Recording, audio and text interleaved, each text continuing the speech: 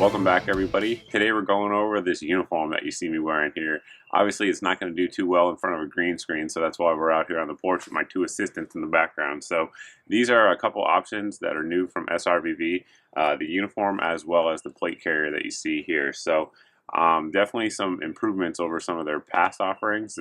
Both of them are offered in SURPAT as well as several other patterns.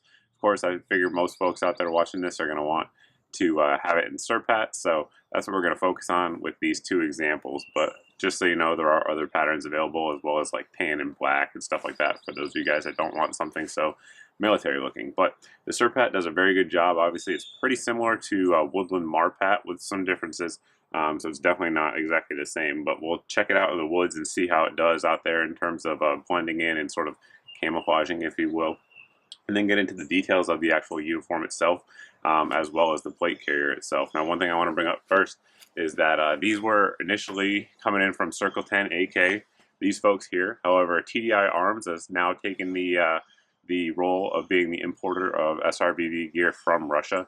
As of right now, I'm not sure if they're on their site or not. Hopefully by the time the video's up, they will be. But that's kind of what's going on. A lot of folks have wanted Russian gear in the past, and Circle 10 AK has been the place to get the SRVV stuff.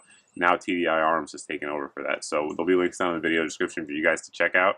But just so you know where you can get it, those are the places to talk to. Again, should be TDI Arms with the videos coming up. But anyway, we're going to take a closer look at it here and then get into some more of it at the end.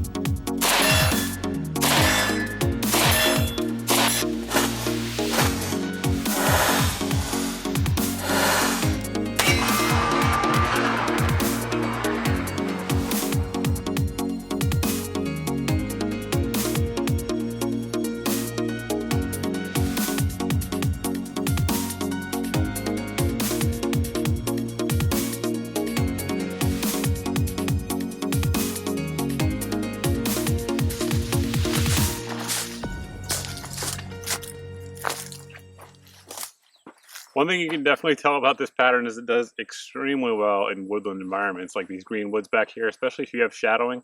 Like if you're sitting down in a hide site type position, you'd have a hard time picking somebody up that was wearing this. Of course, we have the hat on and everything else. It's going to give us away a little bit more, but I mean, it definitely does a very, very good job in woodland environments. Looking at the front of the plate carrier, one thing I want to point out here is that we do use Cordura 1000 denier fabric, so very thick, very durable stuff all the way around. It's been used on many issued military items for lots of militaries. It works just fine. So that's the material that's going to hold up well. You can see the stitching across each one of these Molle compatible little web insert points here. Is very tough, very durable. Here we have this little piece of hook and loop tape, and that's for folks who want to secure antennas or maybe run hydration lines down through each side. You guys can't see what I'm talking about. There you have it on both the left and right side, so that way you can keep things down nice and snug. To put the plate on, of course, we're just going to pull up on this hook and loop piece right here, and that's going to expose, of course, some of my dog's hair as well as the hook and loop tape. At this point, this is where you Velcro in your Cumberbund, and beneath that, if we push down a little bit, here we have another piece of hook and loop tape, if I can separate it.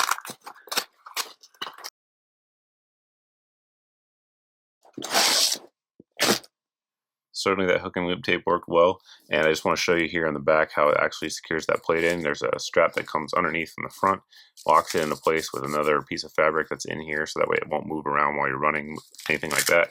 And then you close up the closure, which is what I was just having a hard time with, just like that. And you'll see we do have padded mesh here on the inside, both on the front and the back, and that's going to do a couple of things. Number one, it's going to give a little bit of breathability. If it's hot out there and you're sweating a good bit, it's going to get some airflow through there.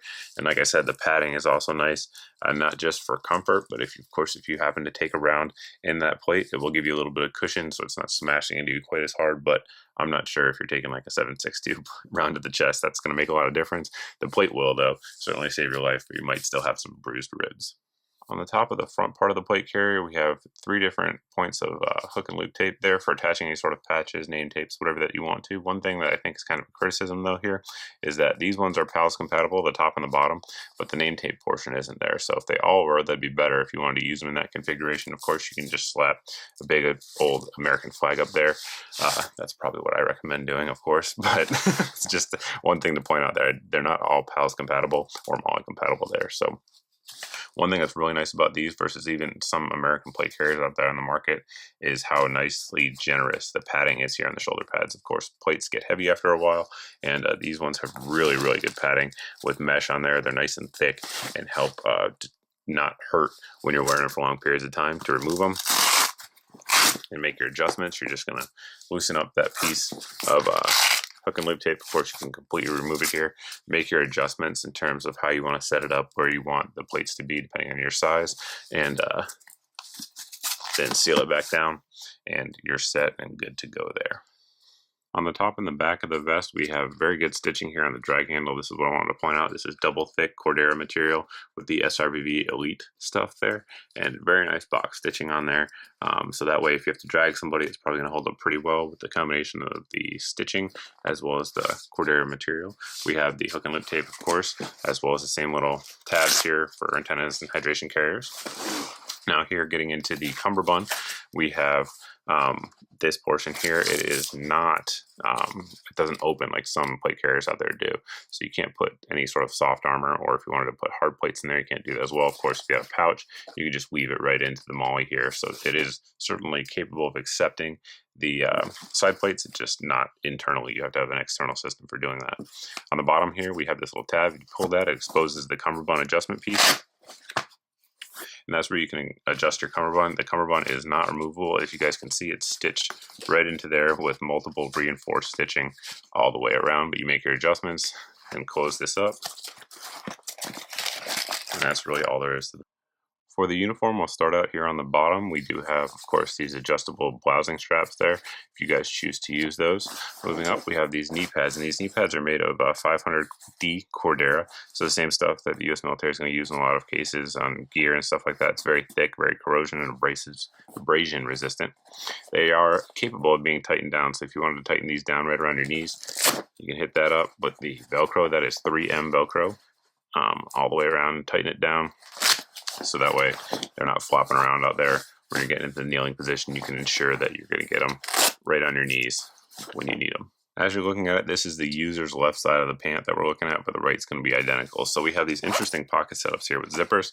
You can see it goes down in here, and that's the kind of pocket that we have there. Additionally, right next to it, flip this over to the side. We have, of course, your typical cargo style pockets with two pieces of Velcro, very generous, and they do expand out there, as you can see with those lines. Fold those down. Then additionally, another zipper behind it to access it if you wanted to access it that way.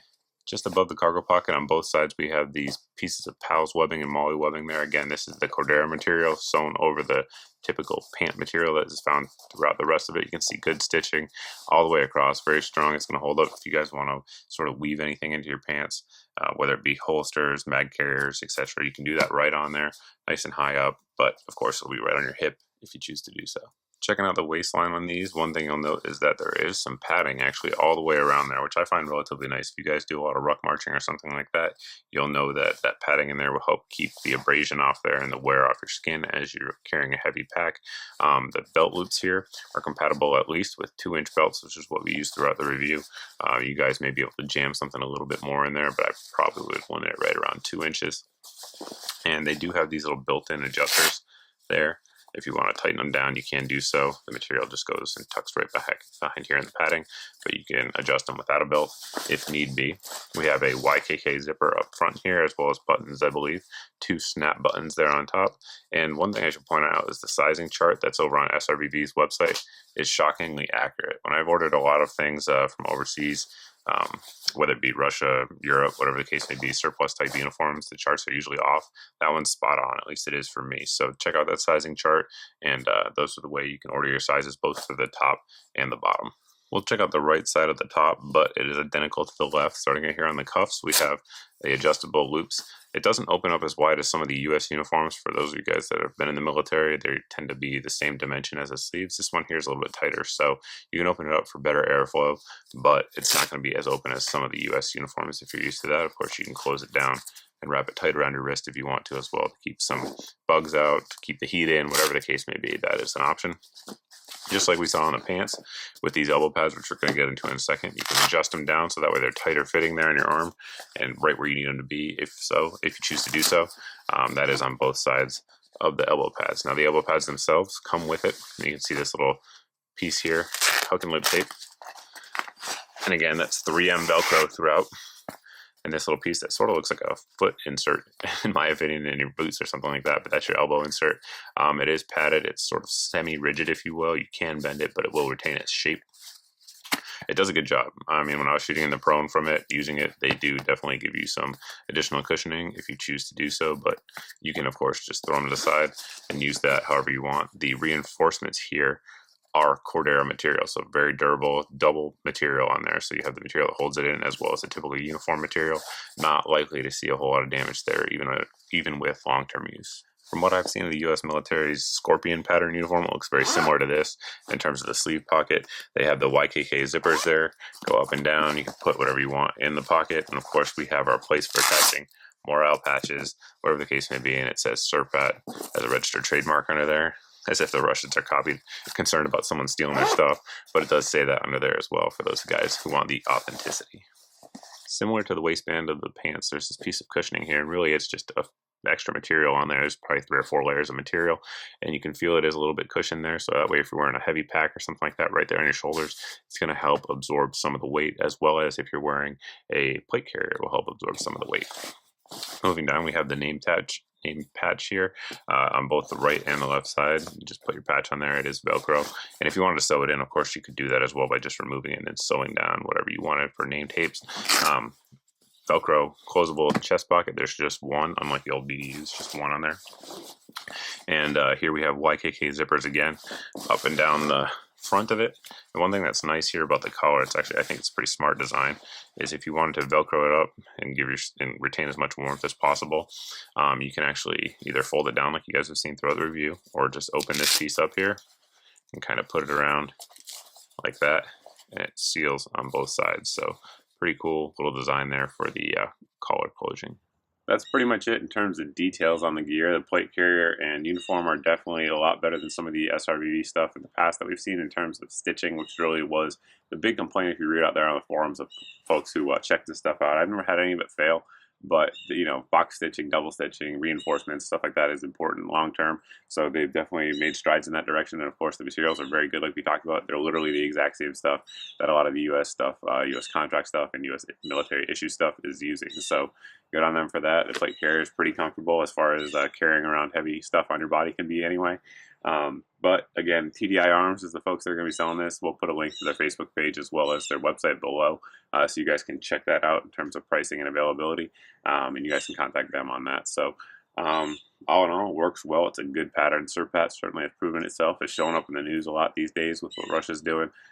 So it's out there in the field being used day in and day out, and like we said, it's definitely proven itself, as you guys saw earlier in the video. But that's about it. If you guys have any questions, you can always post over at my Facebook page as always. But thanks for watching. Thanks for subscribing. If you haven't subscribed yet, please go ahead and do so. And hope to see you in the next video.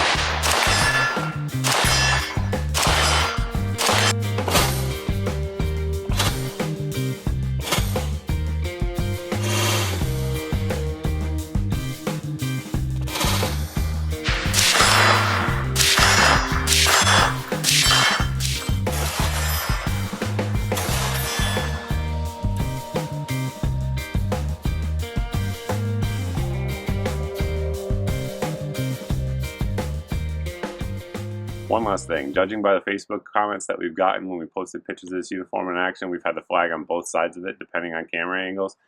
The American flag, guys, it doesn't need to be facing to the rear according to flag code.